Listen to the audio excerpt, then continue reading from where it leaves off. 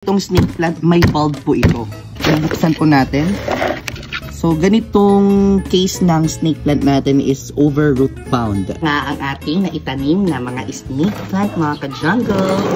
Ito po ay pampaswerte sa ating tahanan. Alam nyo ba, itong mga snake plant na variety ay napakaswerte sa ating tahanan. Dahil nga, it can give prosperity and blessing. Dahil tignan nyo naman, yung kanyang mga dahon ay malalapad. So, nag-welcome po siya ng positive vibes.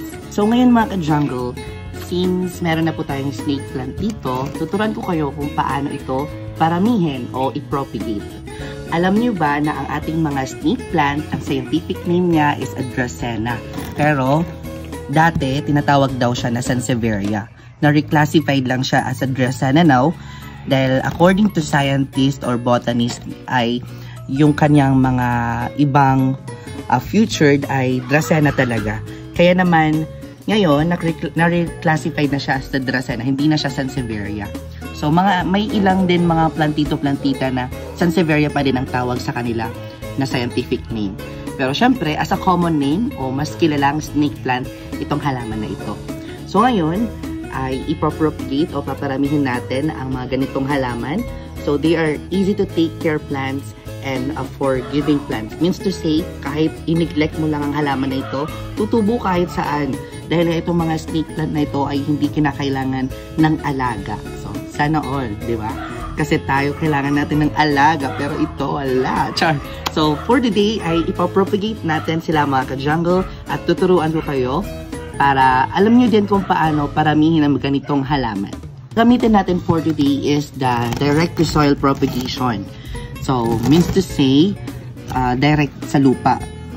So, itong snake plant na ito, mahigit 3 years na ito sa akin at marami na po siyang suloy. Means to say, marami nang nagsulputan ng mga dahon.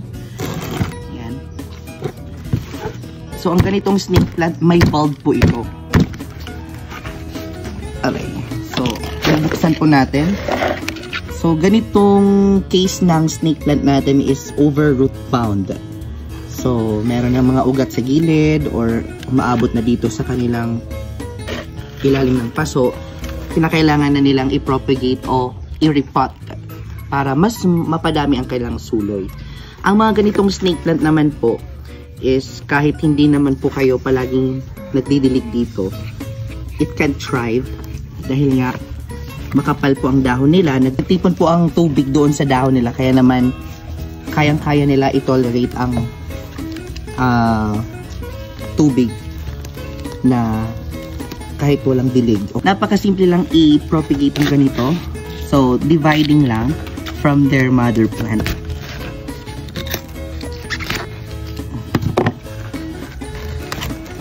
Yan. So, nahati na po natin yan.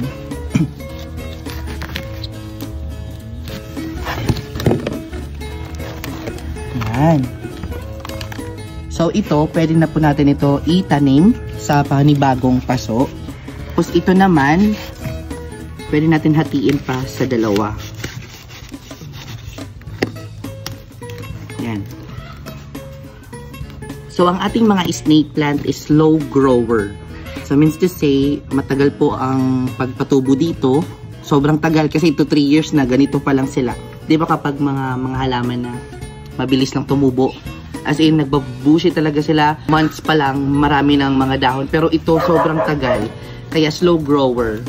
Pero easy to take care. So, itong tatlo na ito ay magiging mother plant po sila sa susunod. Kasi may susuloy, tapos pwedeng yung suloy, tanggalin nyo at i-propagate to another pot. Para dumami sila. Kasi yung iba, ginagawang business. Kasi itong mga ganitong halaman, mga snake plant natin, is good for, lucky for business. Dahil it can give prosperity and more money, sabi ng feng shui, mga snake plant. Kaya naman, tatanim na tayo. Kasi lang natin itong mga ugat na ito. Kasi, para mag-ugat na ulit sila ng bago. Kasi syempre, nagalaw na natin sila.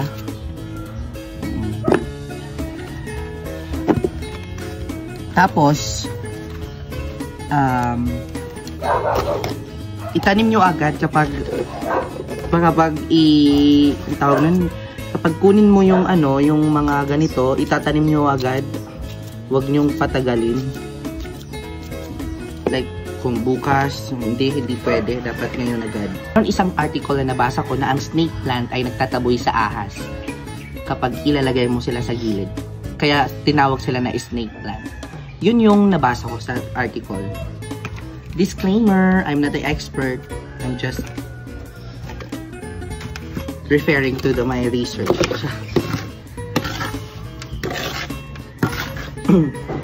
But feel ko makatulog. Wala ko gloves? Ano ng gloves? For that.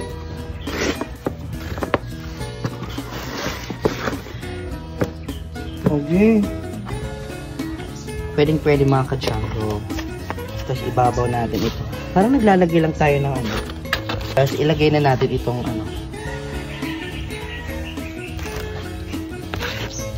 tanim na snake plant. Medyo basa ang lupa ko kasi umulan. Pero okay na, hindi na tayo magdidilig.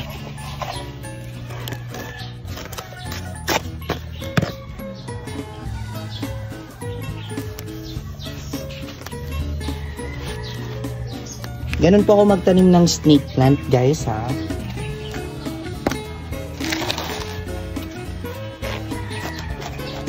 Take note din kapag kayo magtatanim ng snake plant, kung ano kalaki yung snake plant, dapat appropriate lang sa ating pot. Huwag yung sobrang laki.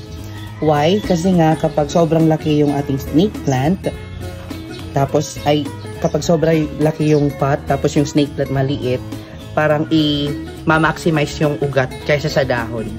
So, mas maigi maliit lang yung pot para mas maraming dahon. Diba? Naririnig nyo ba ang ibon? Yan. Diba? Sa susunod may monkey, no?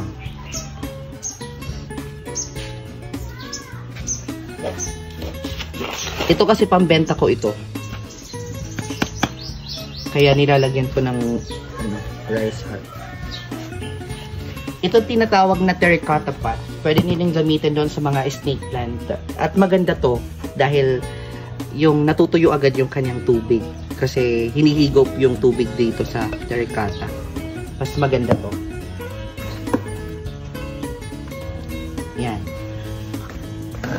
Terracotta pot ay gawa sa clay. Tapos pinapatuyo. Tapos make sure na merong butas yung kanyang pot, ha. Yun.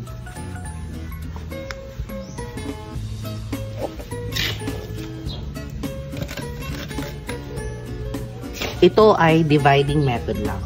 Sa susunod, explain ko sa inyo kung paano itanim ito. Gamit lang ang mga dahon. Ito na nga ang ating naitanim na mga snake plant, mga ka-jungle. Ito po ay pampaswerte sa ating tahanan. So yun, very simple lang. Kahit anong soil naman po, kayang-kaya i-tolerate ang, kayang-kaya sa snake plant na ito. Kasi nga, hindi naman po sila mapili sa soil. And then, importante doon ay may butas lang ang inyong mga pot. So yun. Pwede din po silang i-direct sa lupa, pero mas dumadami sila. Kung gusto nyo lang, ganito lang, i-display nyo sa inyong bahay, pwede nyo i-display. Karagdagan din, yung mga ganitong snake plant ay expensive kasi rare po sila. Minsan lang po sila nakikita. Minsan, yung isang dahon, 500 pesos or more than 1.5 mga ganon yung kanyang presyo. So yun mga ka-jungle, I hope may natutunan kayo in this episode of Plant With Me. And for more videos, please follow my page and subscribe to my YouTube channel.